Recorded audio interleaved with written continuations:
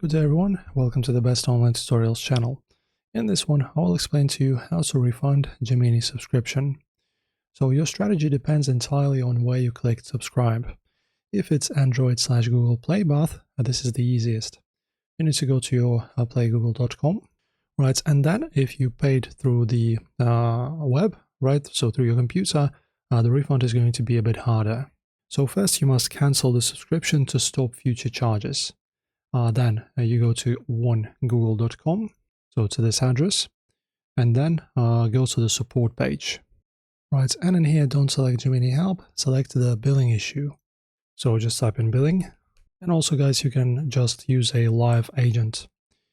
And then explain that it was an accidental renewal.